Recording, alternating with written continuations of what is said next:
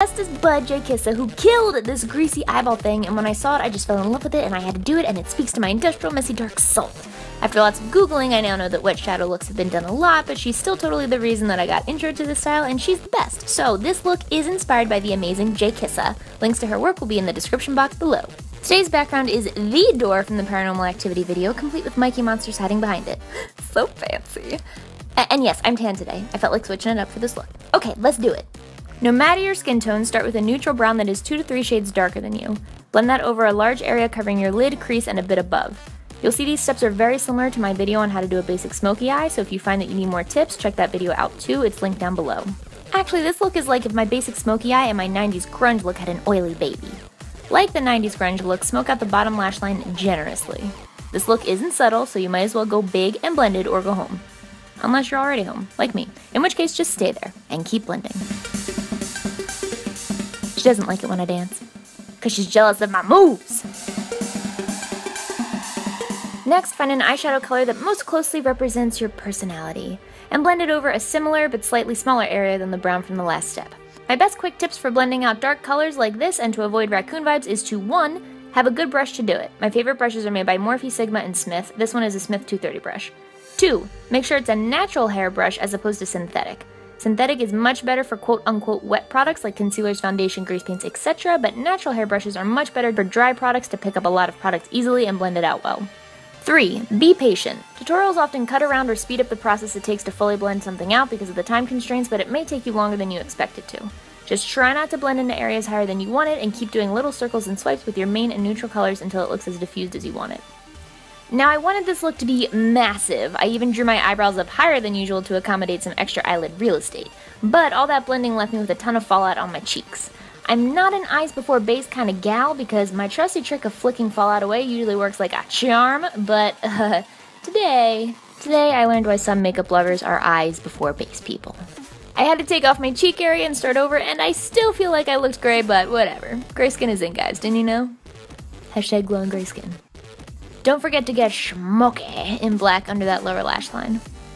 Also, don't do this. Like I said, guys, gray skin is trending. Don't knock it till you try it. Do your mascara. Dry for approximately 1 second. Add your lashes. And yes, I'm aware that my hands give away how I'm really a snowflake underneath, but you know, what can you do? Besides learn how to apply fake tan better. I'm trying. These lashes are crazed from Flutter Lashes, by the way. I love them, and they're from the cheaper line. To make my gray skin a little more rosy, I'm actually using blush.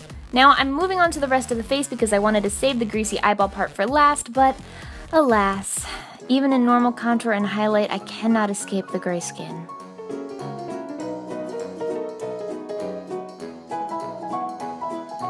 I seriously don't understand how this kept happening. I used that same brush to contour my cheeks a second before and it was fine! I'm just too trendy, I guess. So anyway, after another fun cleanup, I used Anastasia Beverly Hills Mimosa Highlight from the Gleam Glow Kit, and oh my god, I love my pale skin, but I gotta say, I'm envious of how easy it is to get an amazing highlight on tanner complexions. This color doesn't even show up on me when I'm my normal pasty self. I'm nude, you guys. Not literally, obviously. I'm nude, meaning that's the same name of the lip color I'm using for this look. This is by Jeffree Star, and it is perfect for pairing this with a super heavy smoky eye if you want to keep the eyes the focus.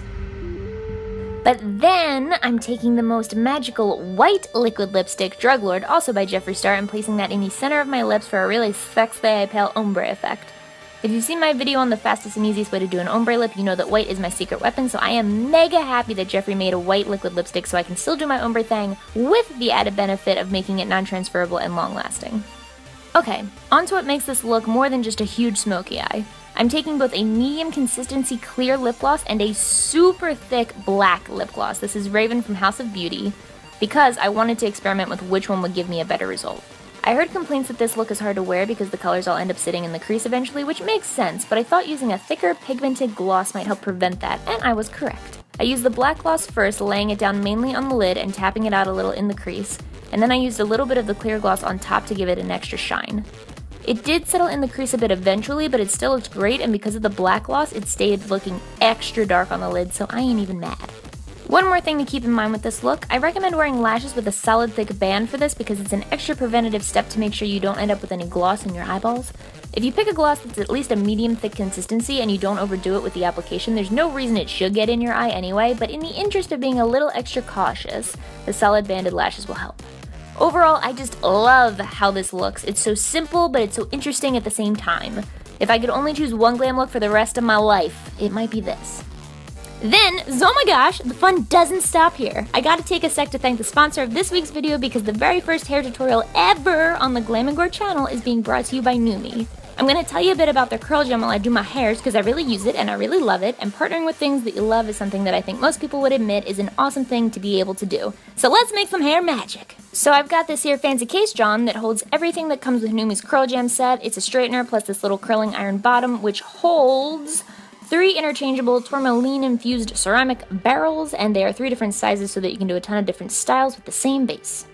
Now, I'm not a hairstylist, so this little hair tutorial is just based off what I do personally. Lots of people are always asking me how I curl it and style it, especially now with a side shave and extensions, so hopefully this will help a lot of you, but trust me, it's real basic. Because ain't nobody got time for complicated hair when you're spending all your time on complicated makeup.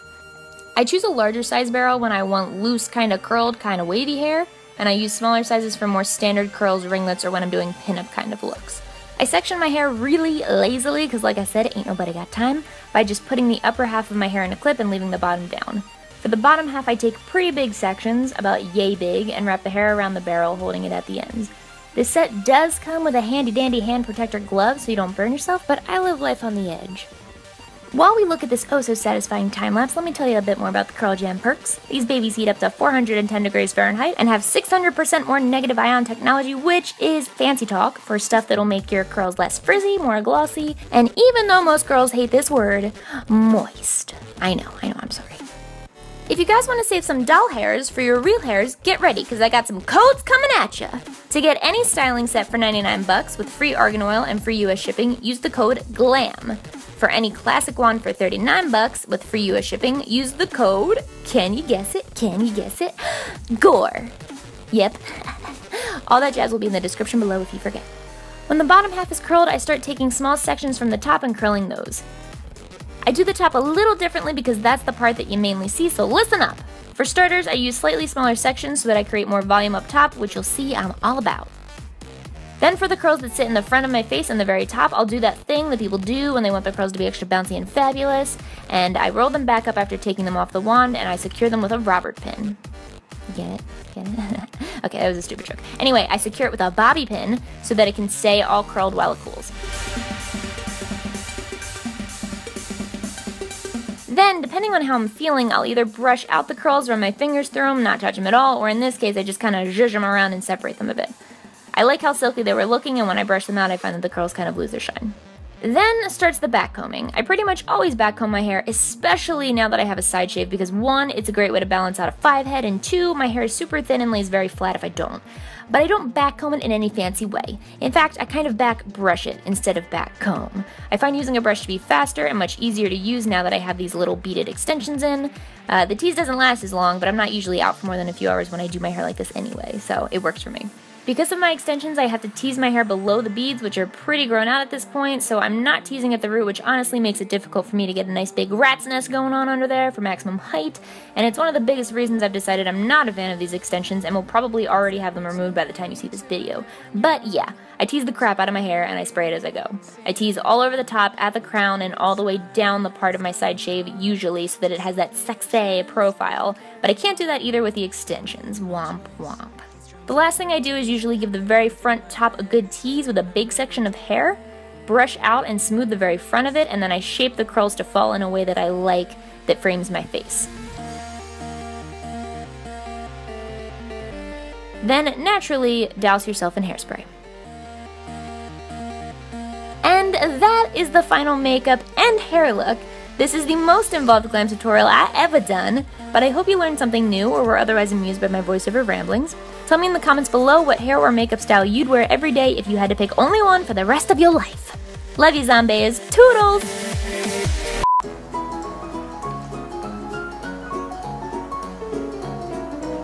Ooh, I didn't even know my face could do that. Why on the focus? Why you not focus? It's 4 a.m. and I'm yelling. I'm not lying, I'm not exaggerating. 4.